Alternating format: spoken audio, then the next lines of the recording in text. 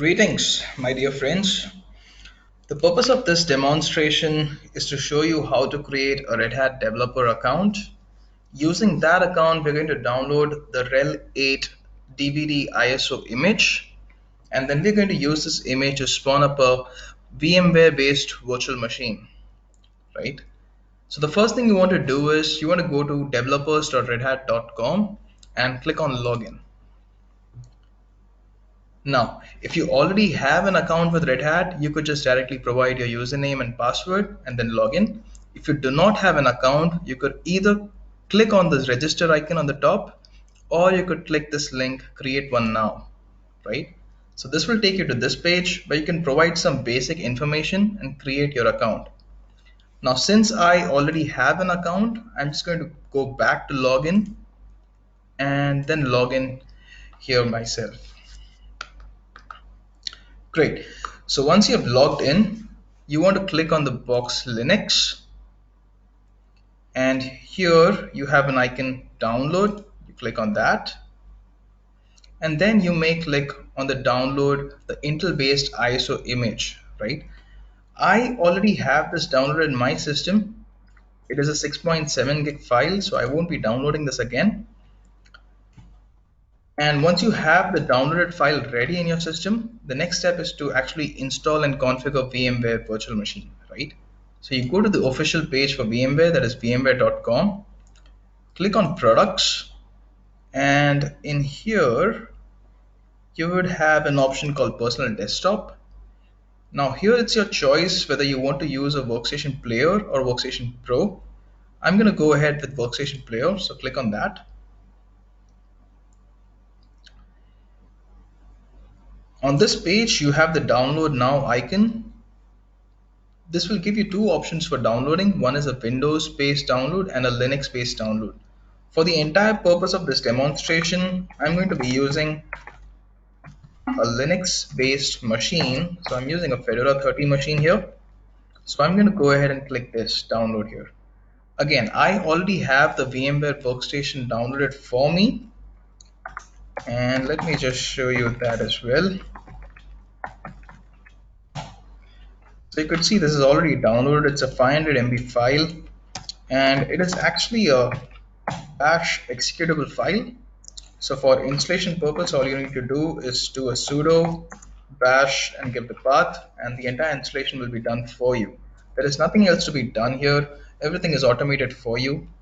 So I'm just going to close this and open up my VMware workstation. So this is what the VMware workstation interface looks like for a Linux system.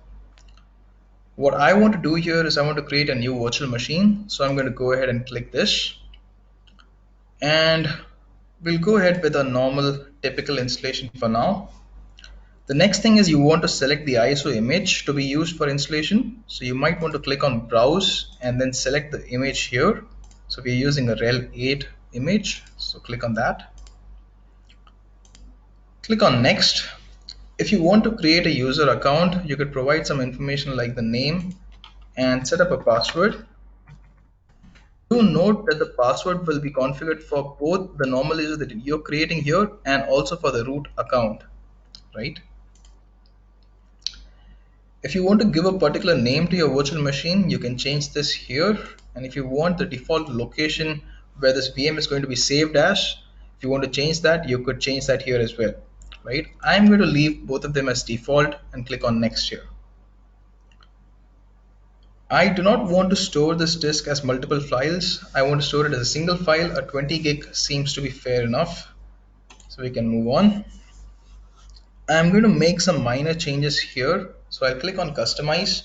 The first thing I want to change here is I want to increase the RAM. So the recommended RAM from Red Hat side is 4 gigs. Although I have noticed that it works fairly fast enough on 2 gigs as well, right? I will also increase my processor count to 4 just to speed up the installation. And I would also configure my network adapter to be bridged. I do not require a printer here, so I'll just remove that from here. And with those changes, I will click on finish, and that should start with my installation process. So once you're inside the virtual machine, you might notice that you don't have access to your mouse anymore. That is because there is a host key combination required here. So you can just press your Control and Alt and you get your access back to the mouse, right? So it's also written on the left hand side, left bottom of the screen there.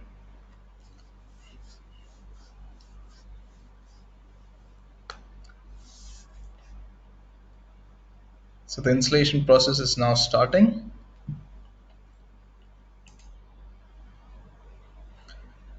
So let me just change my time and date settings. I'm based out of India. The time and date seems to be correct. So I'll click on done. I want to make sure that my installation goes ahead and creates a graphical user interface for me. So I'm going to select server with GUI.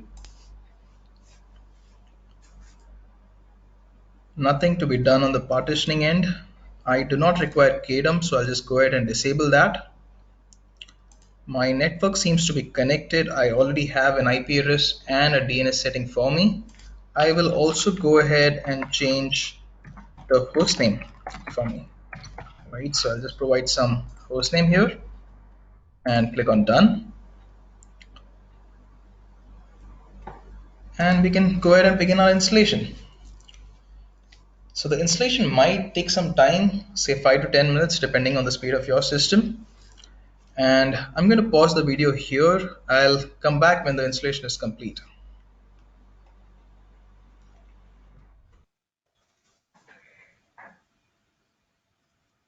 So the installation seems to be complete. I will go ahead and log in as the normal user.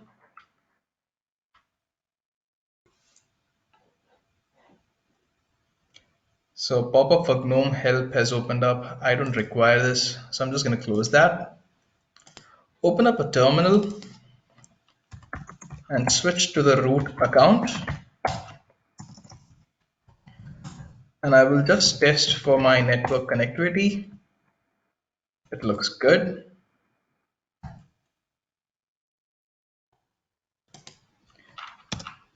Let's check if we have any subscriptions as of now.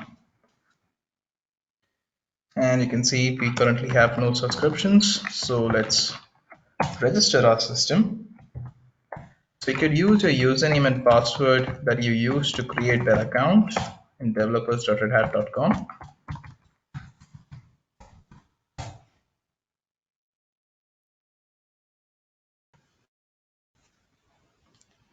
This should get you registered. Just give it a moment or two.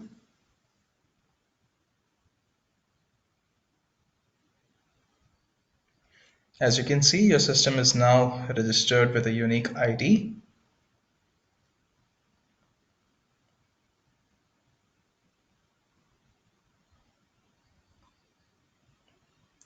So once it is registered, I will also want to attach it to the developer subscription that I have now. So you can use the subscription manager attach command for that.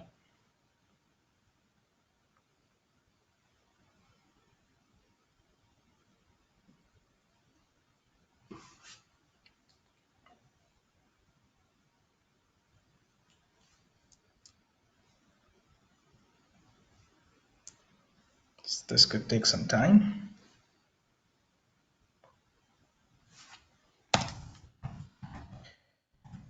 Just to verify, I'll pass the subscription manager list command once again. As you can see, you are currently having a subscribed product from Red Hat. You could also verify this by passing the yum or dnf update command. So as you can see, you have access to the repositories of RHEL8, which is AppStream and Base OS,